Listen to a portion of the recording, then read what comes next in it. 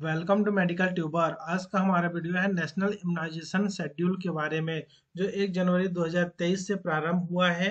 तो 1 जनवरी 2023 से जो नया शेड्यूल प्रारंभ हुआ है उसके बारे में। जी हाँ दोस्तों, तो चलिए स्टार्ट करते हैं और आपको मैं यहाँ दो डायग्राम के हिसाब से आपको अभी समझाऊंगा। तो आप यहाँ देख सकते हैं कि बर्थ के टाइम पे कौन कौन सा इंजेक्शन लगता है। तो बर्थ के टाइम पे बीसीजी लगता है, हेपेटाइटिस बी बर्थ डोज जिसको कहते हैं, और ओपीवी जीरो डोज कहलाता है। तो यहाँ देख सकते हैं बर्थ के टाइम पे यहाँ दिया हुआ है। उसी को अगर हम इस डायग्राम के हिसाब से देखें तो बर्थ एट बर्थ में देख सकते हैं इस कलर कोड से आपको समझाया गया है, जिसमें सबसे पहले एट बर्थ बताया गया है, जिसमें जीरो डोज ओपीवी का जीरो डोज है, जिसमें ओरल पोलियो वैक्सीन होती है। इसके बाद बीसीजी जिसका bacillus Calmette urine full form होता है, या टीबी के रोग के बचाव के लिए होता है। इसके बाद हेपेटाइटिस बी बर्थ डोज होता है। तो हेपेटाइटिस बी है वो 24 घंटे के अंदर पे लगता है। बीसीजी जन्म के तुरंत बाद कभी भी लगा सकते हैं या फिर 1 वर्ष के अंदर। और ओपीवी जो है उसको जन्म के बाद पिलाना है, या फिर इसको 15 डेज के अंदर आपको पिला लेना है। इसके बाद जो सेकेंड आता है वो होता है 6 वीक में, अर्थात 42 दिनों में। Primary dose vaccine to be given at 6 weeks. तो 6 वीक्स में कौन कौन से वैक्सीन होते हैं? तो 6 वीक्स में आप यहाँ देख सकते हैं ये वाले जितने वैक्सीन हो 6 वीक में होगा। तो जिसमें ओपीवी फर्स्ट हो जाएगा, पेंटा फर्स्ट हो जाएगा, आरवीवी जिसको आरवीवी को रोटा वायरस वैक्सीन कहते हैं, एफआईपीवी एंड पीसीवी। तो सबसे पहले इसका फुल फॉर्म बता देता हूँ। Oral polio vaccine.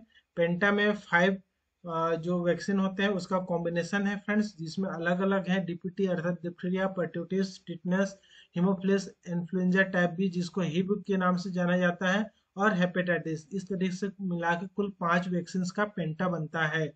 उसके बाद आरवीवी रोटा वायरस वैक्सीन, और एफआईपीवी तो fractional dose of inactivated polio vaccine, इसका फुल फॉर्म होता है पीसीवी निमोकोकल कंजुगेटेड वैक्सीन। तो इसका जो है फर्स्ट लगेगा, सभी का फर्स्ट डोज लगने वाला है।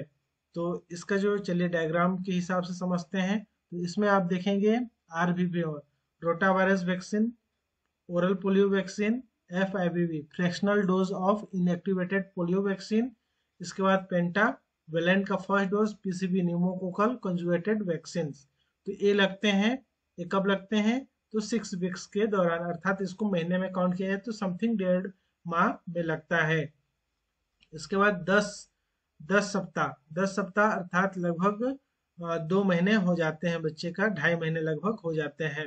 2.5 महीने में जो लगता है वह पेंटावेलेंट 2 लगेगा, रोटावायरस 2 लगेगा, और ओपीवी सिर्फ इस टाइम एक इंजेक्शन लगेगा, और दो दो ओरल वाली होते हैं। इस तरीके से कुल मिला के यहाँ 3 लगेगा, 3 टाइप्स लगेंगे, जिसमें आप देख लेते हैं 10 वीक्स में यहाँ 3 कौन कौन सा है।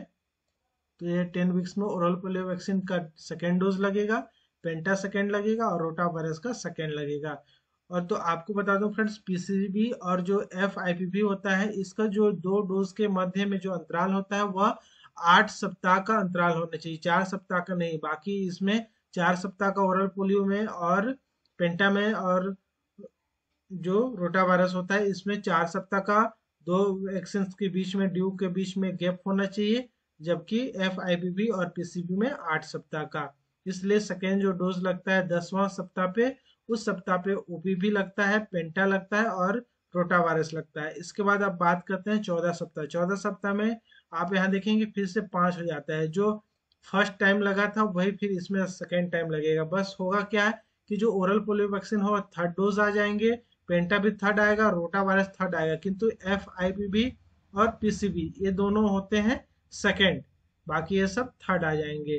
तो ये था 14 सप्ताह अर्थात 3.5 महीने पे, जिसको डायग्राम से समझते हैं। यहाँ देखेंगे ओपीवी 3 जो 14 वीक्स में लगने वाला है, आरवीवी 3, F IPv 2, pentavalent 3 and PCB 2। तो आप यहाँ देखें ये और ये दोनों 2 है, बाकी सब 3 है। तो इस तरीके से जो वैक्सीन होगा, ये वैक्सीन गिवन एट 14 वीक्स, जिसमें प्रोटेक्शन किसके लिए होगा? Polio, diarrhoea cause from rota virus, diphtheria, pertussis, whooping cough जिसको कहते हैं, tetanus, hepatitis B, haemophilus influenza type B disease and streptococcal pneumonia. तो इन सभी से बचाव होगा, ये सारे जो डिजीज हैं। अब नेक्स्ट देखते हैं 9 से 12 महीने पे। 9 से 12 महीने पे कौन कौन सा इंजेक्शन लगेगा, जिसमें पहला होगा MR1 जिसको मिजल्स एंड रूबेला के नाम से जाना जाता है। FIVB3 यहाँ लग रहा है, एंड PCV का बूस्टर जिसको PCV3 भी कह सकते हैं या फिर PCV बूस्टर कहलाता है, 1 और 2 के बाद बूस्टर कहलाता है, और FIVB3 कहलाता है। तो इस तरीके से ये लगेगा। इसके बाद जेई जापानीज एंसेफ्लाइटिस फर्स्ट लगेगा। तो फ्रेंड्स ये ओवरऑल इंडिया पे नहीं लगता है, अधिकतर झारखंड और बिहार साइड लगता है, तो इसलिए कंफ्यूजन नहीं होना है। हमारे छत्तीसगढ़ में जेई अभी प्रारंभ नहीं हुआ है। तो 9 से 12 महीने में जो लगेगा MR, FIVB3, PCV बूस्टर और जेई। तो जहाँ जेई नहीं लगता वहां सिर्फ ये 3 वैक्सीन लगेंगे। और नेक्स्ट फिर इसके आते हैं 16 से 24 मंथ में। ये 16 से 24 मंथ में जो लगेगा उसमें OPV बूस्टर लगेगा, MR2 लगेगा, DPT बूस्टर लगेगा और JE2 लगेगा। इसके बाद 5 to 6 ईयर के बीच में जो लगना है DPT बूस्टर सिर्फ लगेगा। इसके अलावा और कुछ भी नहीं लगना है उस टाइम, सिर्फ DPT। तो इसको इस डायग्राम में भी देख लेते हैं। 9 मंथ में आप यहाँ देखेंगे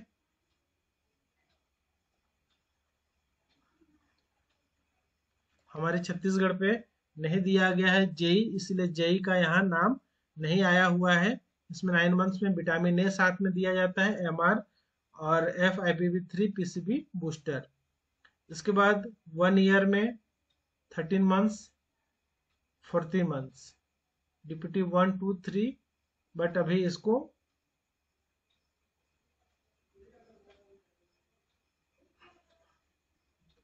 इसको कंटिन्यू नहीं किया गया फ्रेंड्स।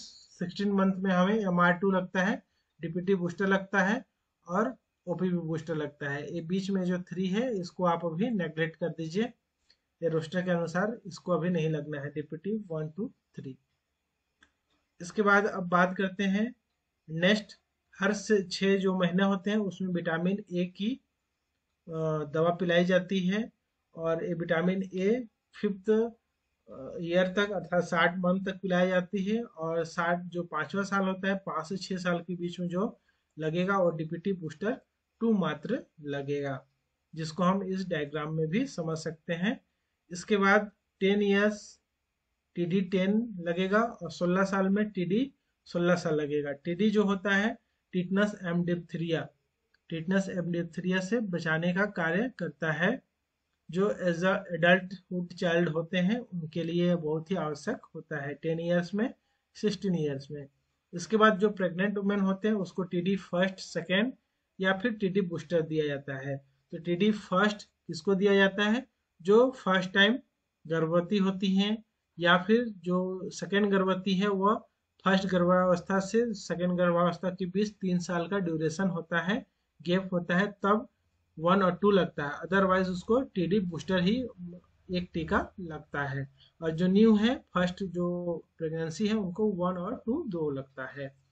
तो इस तरीके से हमारा जो नेशनल इम्यूनाइजेशन शेड्यूल है इसका, तो यहाँ आपको एक कार्ड में दिखा रहा हूँ। इस कार्ड के मदद से भी आप समझ सकते हैं बर्थ में डोज में लगने वाला। देख सकते हैं OPV 0 हेपेटाइटिस BCG। 1.5 मंथ में जो लगेगा OPV फर्स्ट, पेंटा, रोटावायरस, PCV, FIVB। 2.5 मंथ्स में जो लगेगा वह OPV 2, पेंटा 2, RVV 2, रोटावायरस 2। इसके बाद 3.5 महीने में जो लगेगा OPV 3, पेंटा 3, रोटावायरस 3, PCV 2 और FIVB 2। 9 मंथ्स में लगेगा MR1 vitamin A first dose, जिसमें 1 लाख इंटरनेशनल यूनिट या फिर 1 ml पिलाया जाता है। बाकी जो डोज होता है उसको 2 ml पिलाया जाता है सेकेंड टाइम। एंड जो फर्स्ट डोज होता है वह 1 ml का होता है, जिसमें 1 लाख इंटरनेशनल यूनिट पाया जाता है। इसके बाद जेई लगता है, PCV बूस्टर और FIV 3 लगता है 9 मंथ्स में। इसके बाद 16 से 24 मंथ में जो DPT booster, MR booster, OP booster और विटामिन ए का सेकेंड खुराक जेई और एमएमआर का भी है, तो किंतु अभी जेई एमएमआर हमें नहीं लगाना है। इसके बाद 5 से 6 साल में डीपीटी बूस्टर, और यहाँ हर 6 महीने में, सॉरी 6 साल बोल दिए, 6 महीने में विटामिन ए का खुराक है। तीसरा खुराक 2 साल में, चौथा 2.5 साल में, पांचवा 3 साल में, छठवां 3.5, सातवां 4, आठवां 4.5 और नवा 5 साल में। ऐसे इस तरीके से कुल विटामिन ए के 9 खुराक पिलाए जाते हैं। तो फ्रेंड्स, इस तरीके से आप वैक्सीनेशन से रिलेटेड सारे क्वेश्चन समझ गए होंगे। और कोई भी अगर आपको प्रॉब्लम हो, कोई भी क्वेश्चन हो, तो नीचे जरूर कमेंट्स करें। Thank you for watching, good day, जय हिंद, जय भारत।